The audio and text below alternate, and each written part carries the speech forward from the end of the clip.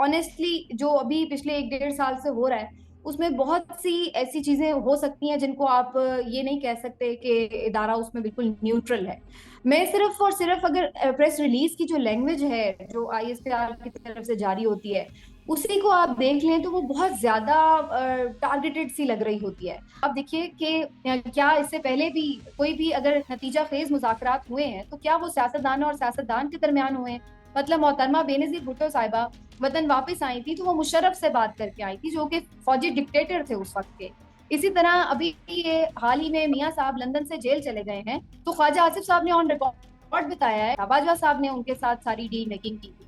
तो जब ये लोग उनसे बात करें आर्मी चीफ से तो फिर ठीक है, लेकिन अगर इमरान खान ये कह रहे हैं कि मुल्क के ग्रेटर इंटरेस्ट में उनसे बात की जाए, तो फिर इस पे सब लोग उन्हें भाषण देने लगते हैं कि भाई आप सियासतदान से बात करें। और फिर अगेन जो करने वाला होता है फैसला साज है, पावर सेंटर हमारे मुल्क में हमेशा रहा है आर्मी चीफ, और इसमें कोई दो राय नहीं है जो हमारी हिस्ट्री में बताती है। बहुत ज्यादा कोई बड़ा सीनियर तजज़ियाकार होने की या कोई बहुत दानिश्वर होने की जरूरत नहीं है, सिर्फ आपकी आंखें होनी चाहिए तो आपको नजर आ जाएगा कि इंसानी हकूक की पामाली हो रही है या नहीं हो रही।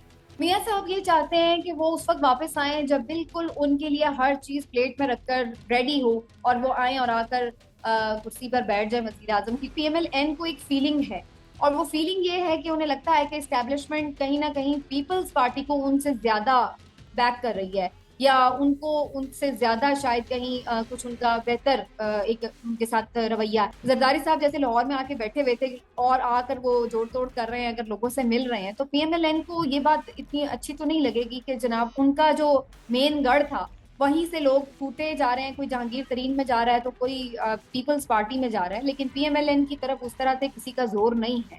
तो ये एक उनके अंदर रेस्टलेसनेस मौजूद है, वहां पर है, और उस चीज को वो बार बार कहीं ना कहीं वो निकल के नजर भी आ रही अस्सलाम वालेकुम नाज़रीन, आप सियासत दौर पी के देख रहे हैं। सोहरा पर कदाल से मुखातिब है मिस समीना पाशा, एक दफा फिर हमारे साथ मौजूद हैं। मैडम अस्सलाम वालेकुम। है। जी वालेकुम अस्सलाम सौराब, थैंक यू, आपने फिर से मुझे मौका दिया बात करने का। आपका एक ट्वीट में देख रहा था जहां पर आप ये फरमा रही हैं, आपने अपने वीलॉग में भी फरमाया है कि असल में 9 मई की आड़ में जो कुछ पाकिस्तान में हुआ है, तहरीक इंसाफ को कुचला जा रहा है। अगर तहरीक इंसाफ को 9 मई की आड़ में कुचला जा रहा है और फिर इदारे की जो प्रेस रिलीज आती है उसमें बार बार कानून के तहत, कानून के मुताबिक इस तरह से बात की जा रही है, तो ये फिर कौन है जो गैर कानूनी तौर पर तहरीक इंसाफ को कुचल रहा है, पार्टी मजबूर कर रहा है, लोगों को मार धार कर रहा है, सिस्टम को एक पैनिक में लेकर गया हुआ है?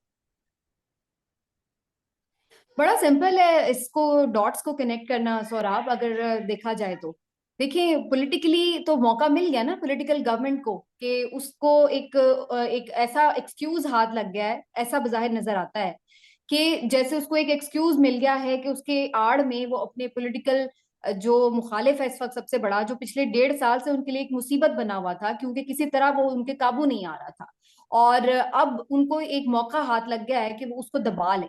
मैं बिल्कुल भी जब ये बात कहती हूँ कि जनाब 9 मई की आड़ में ये हो रहा है इस तरह, तो इसका मतलब मैं ये नहीं है कि मैं कोई क्लीन चिट दे रही हूँ पीटीआई को कि जनाब उनकी कोई इन्वॉल्वमेंट नहीं थी या वहां उनका कोई बंदा था ही नहीं। ऐसी बात नहीं है। मैं जब ये बात करती हूँ तो मुझे ऐसा महसूस होता है कि इसकी पहले तो फेयर इन्वेस्टिगेशन होनी चाहिए, और फिर उसके बाद इस चीज के ऊपर आप कोई भी इदारा हो या हुकूमत है कुछ भी, कोई कार्रवाई करनी है तो फिर इन्वेस्टिगेशंस के बाद शुरू हो, जिसमें पता चले कि वाकईतन हुआ क्या, कैसे हुआ। सिक्योरिटी लैब्स के ऊपर से बात शुरू होनी चाहिए कि ये होने कैसे दिया गया, ये पॉसिबल कैसे हुआ। फिर वहां से आप शुरू करें इन्वेस्टिगेशंस, और फिर उसके बाद यकीनी तौर पर पीटीआई के जितने भी लोग हैं, सीनियर लीडरशिप है, उनको भी आप इन्वॉल्व करें, उनसे भी पूछा जाए। लेकिन उसकी आड़ में जिस तरह से हमने देखा है कि ऐसे ऐसे देहात से लोगों को पकड़ा जा रहा है, लोगों के रिश्तेदारों को पकड़ा जा रहा है, तो वो किस बुनियाद पे हो रहा है? अब ये हमाद अजहर साहब हैं, क्या उनके जो 70-75 साल वालिद है मियां अजहर साहब, क्या वो वहां पे आपने देखे थे कोर कमांडर हाउस में कोई तोड़ फोड़ करते हुए? या नदीम अफजल चंद साहब के जो वालिद हैं, वो भी कोई इसी तरह 80 साल के करीब है, क्या वहां पर किसी ने उनको विटनेस किया था? इसी तरह बहुत सी एग्जांपल्स दी जा सकती हैं। और यास्मीन राशिद साहिबा जो कि वहां पर मौजूद जरूर थी, और उनकी कई ऐसी वीडियोस मैंने देखी हैं जिसमें तो वो मना कर रही हैं लोगों को कि आप बाहर आ जाएं, आप अंदर ना जाएं, कोई अंदर जाके तोड़ फोड़ ना करे, लेकिन उसके बावजूद भी कुछ चीजें हुई। तो ये हो सकता है कि उनके बहुत सारे कारकुनान जज्बात की रौ में बह के वाकईतन इश्तियाल में आके उन्होंने कुछ किया भी हो, उनको बिल्कुल पकड़े, आप देखें जो भी कानून के मुताबिक कार्रवाई होती है वो करें।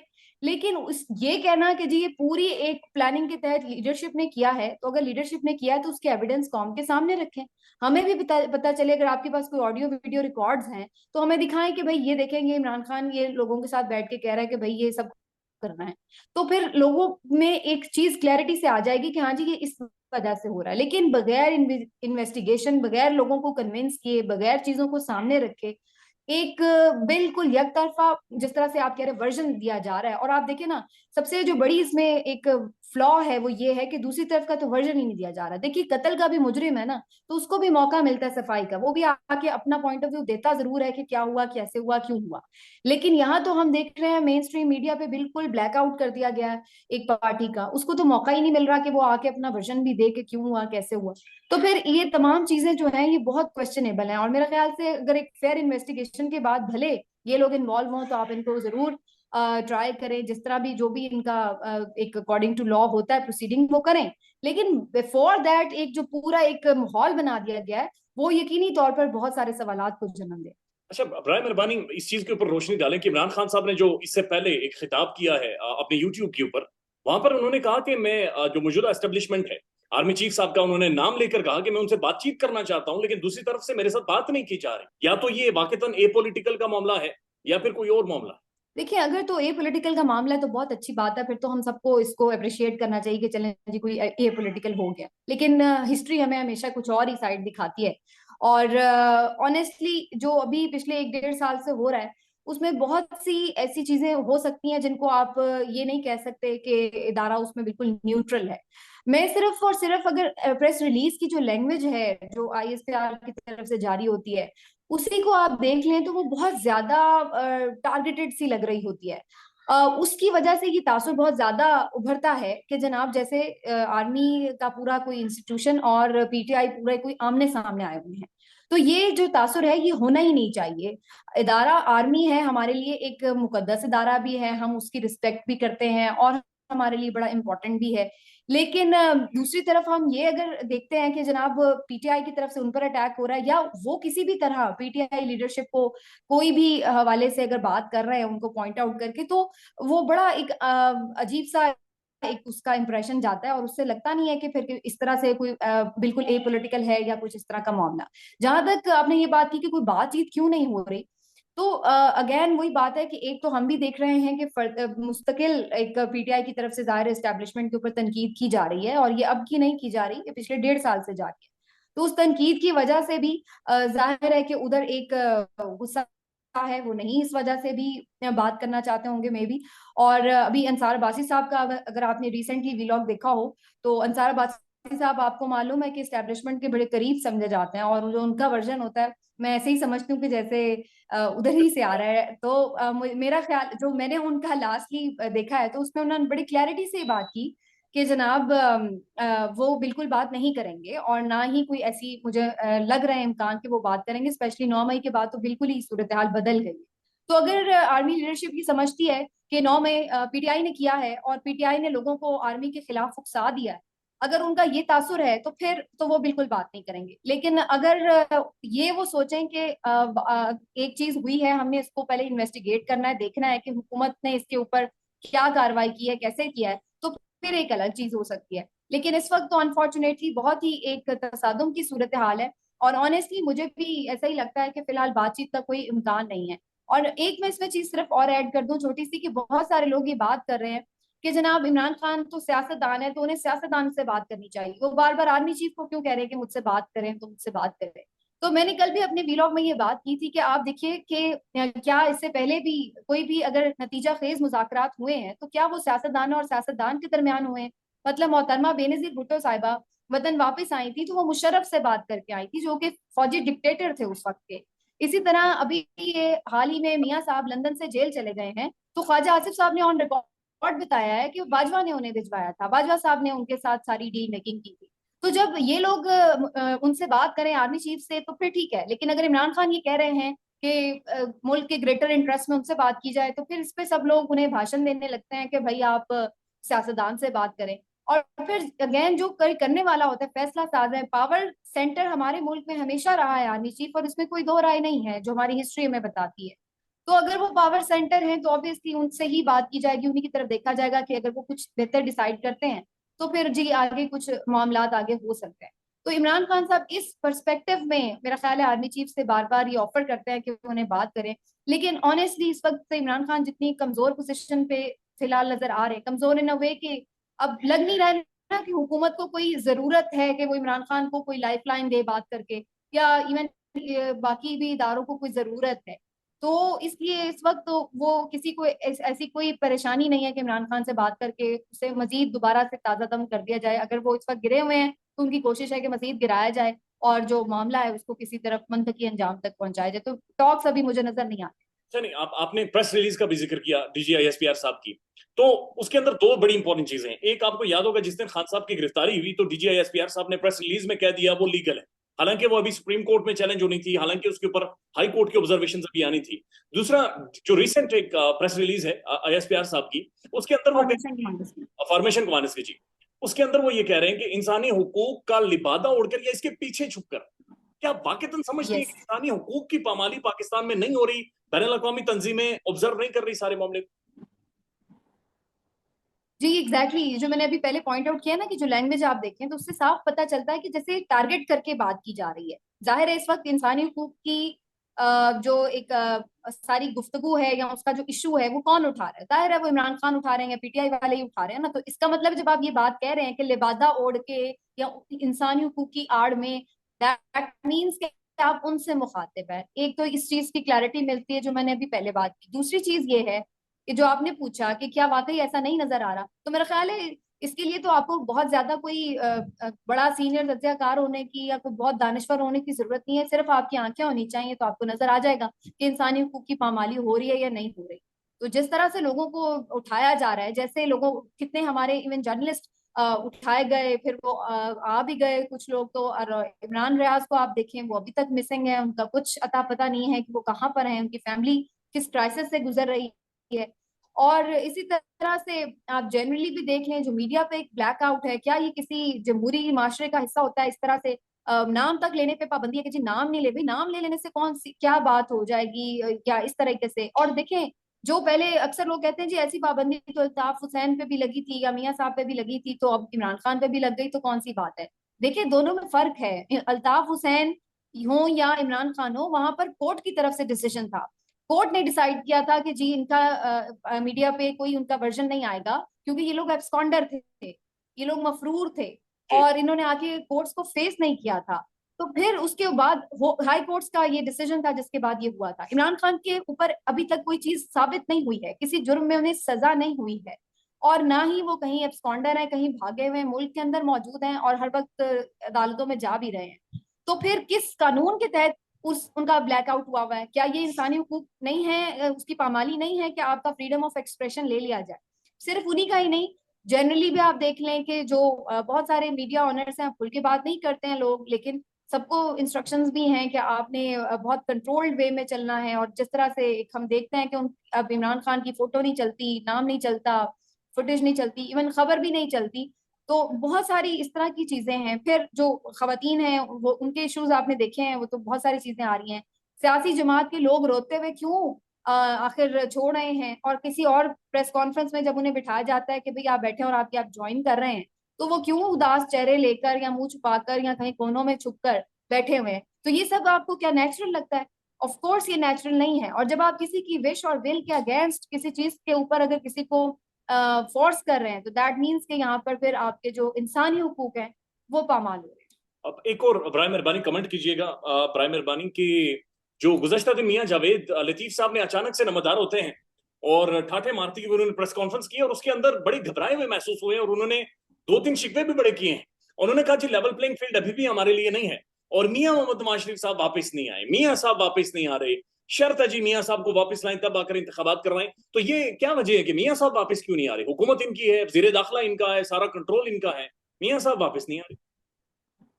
मियाँ साहब ये चाहते हैं कि वो उस वक्त वापस आए जब बिल्कुल उनके लिए हर चीज प्लेट में रखकर रेडी हो, और वो आए और आकर कुर्सी पर बैठ जाए वजीर आजम की। कुछ मुझे इस तरह का उनका तो मूड लग रहा है। देखिए, एक ऑलरेडी आप देख रहे हैं सिचुएशन कि काफी हद तक फेवरेबल तो हो चुकी है पीएमएलएन के लिए।